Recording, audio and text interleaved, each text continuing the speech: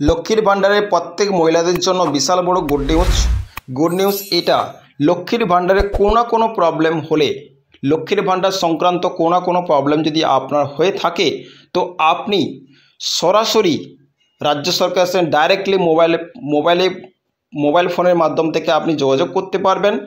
কোন এমন নাম্বার, যে নাম্বারে অবশ্য যোগাযোগ করলে সমস্ত রকম তথ্য এখান থেকে পেয়ে যাবেন। আর আপনার লক্ষ্মীর ভাণ্ডারের পয়সা আসছে না, ব্যাংকের অ্যাকাউন্ট প্রবলেম, লক্ষ্মীর ভাণ্ডারের ফর্ম জমা দিয়েছিলেন, অবশ্য অ্যাকসেপ্ট হয়নি, সমস্ত রকম তথ্য জানতে পারেন। চলুন কোন মোবাইল নম্বর, টোটাল জিনিস জেনে নেওয়া যাক। লক্ষ্মীর ভাণ্ডারের টাকা না ঢুকলে এই নম্বরে কল করতে হবে। যদি লক্ষ্মীর ভাণ্ডারে টাকা ঢুকছে না, ব্যাঙ্ক অ্যাকাউন্টের প্রবলেম, কোনো সমস্যা আছে, তাহলে অবশ্য গভর্নমেন্ট থেকে একটা নাম্বার প্রোভাইড করেছে, যে নাম্বারের মাধ্যম থেকে লক্ষ্মীর ভাণ্ডারের সমস্ত রকম প্রবলেম সলভ করতে পারবেন। চলুন কোন নাম্বার জেনে নেওয়া যাক। কোভিডের সময় মহিলাদের প্রতি মাসে নগদ দেওয়ার জন্য শুরু হয়েছিল লক্ষ্মীর ভাণ্ডার। এর অধীনে SC ST মহিলাদের প্রতি মাসে এখন 1200 টাকা এবং সাধারণ শ্রেণীর মহিলাদের তাদের ব্যাংক অ্যাকাউন্টে প্রতি মাসে 1000 টাকা করে পাঠানো হচ্ছে। রিসেন্ট কিন্তু এপ্রিল মাস থেকে কিন্তু ST আর SC মহিলারা কিন্তু 1200 টাকা করে প্রত্যেক মাসই পাবে লক্ষ্মীর ভাণ্ডারে।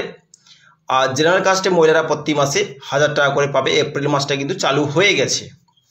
সরকারের সূত্র জানিয়েছে যে রাজ্য সরকার এই প্রকল্পের জন্য বছরে প্রায় 11,000 কোটি টাকা ব্যয় করে।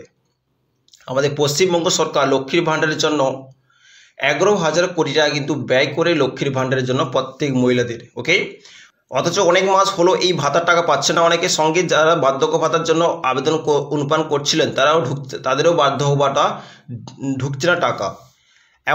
এমন ব্যবস্থায় কি করবেন? স্থানীয় পার্টি অফিসে কথা বলে এক্ষেত্রে কাজ হবে না। এমন সমস্যায় পড়লে সরাসরি জানতে হবে দিদিকে, সরাসরি জানাতে হবে দিদিকে। কীভাবে জানাবেন, কিভাবে আপনারা জানাবেন, আমরা কিন্তু জানকারি অবশ্য আপনাদের দেব। ওকে, তো আপনার কোনো প্রবলেম আসছে লক্ষ্মীর ভাণ্ডারে, বার্ধক্য ভাতার কোনো প্রবলেম আসছে, সরাসরি দিদিকে অবশ্য জানাতে হবে। পশ্চিমবঙ্গ লক্ষ্মীর ভাণ্ডারের প্রকল্পের জন্য মহিলা ও শিশু উন্নয়ন বিভাগে মর্যাদাপূর্ণ স্কচ পুরস্কার পেয়েছে। মুখ্যমন্ত্রী মমতা বন্দ্যোপাধ্যায় নিজেই টুইট করে এই তথ্য জানিয়েছে। মুখ্যমন্ত্রী মমতা অলরেডি কিন্তু লক্ষ্মীর ভাণ্ডারের জন্য কিন্তু মহিলা আর শিশু উন্নয়ন থেকে কিন্তু স্কচের পুরস্কার পেয়েছে আমাদের পশ্চিমবঙ্গ সরকার। মুখ্যমন্ত্রী নিজে টুইট করে অবশ্যই জানিয়েছে। মুখ্যমন্ত্রী মমতা বন্দ্যোপাধ্যায় বলেছিলেন যে এই সম্মান তার সরকার এবং রাজ্যের প্রায় 2 কোটি মহিলার জন্য যারা এই প্রকল্পের মাধ্যমে ক্ষমতায়িত হয়েছে। রাজ্যের যে প্রত্যেক 2 কোটি মহিলা যে ক্ষমতা পেয়েছে, স্বাবলম্বী হয়েছে মহিলারা, ওদের জন্য কিন্তু এই পুরস্কার। নারীর ক্ষমতায়ন সরকারের অগ্রাধিকার। আর এই স্কচ পুরস্কার কেন দেওয়া হয় বা কারা দেয় জানেন তো? স্কচ অ্যাওয়ার্ড দেওয়া হয় শাসন, অন্তর্ভুক্তিমূলক প্রভৃতি, প্রযুক্তি ব্যবস্থাপনা, কর্পোরেট নেতৃত্ব, নাগরিক সেবা প্রদান, ক্ষমতা বৃদ্ধি এবং ক্ষমতায়নের জন্য। আর যথার্থভাবে এই সেবা প্রদান অন্যান্য এই নম্বর বের করেছে মমতা বন্দ্যোপাধ্যায়। এই নম্বরটি ডায়াল করলেই হবে। ওকে, সূত্র বলেছে প্রায় 2 কোটিরও বেশি মহিলা এই অনুদান ভাগিদারি। ওকে, আর এই 2 কোটির অনেকেই 3 মাস অন্তর অনুষ্ঠিত হওয়া দুয়ারে সরকার শিবিরে আবেদন করা সত্ত্বেও টাকা পাচ্ছেন না। 3 মাস অন্তর যারা দুয়ারে সরকারে আবেদন করছে তারা টাকা পাচ্ছেন না। এপ্রিল থেকে যেখানে অনেকেই হাতেই এসে গিয়েছে 1,000-1,200 টাকা।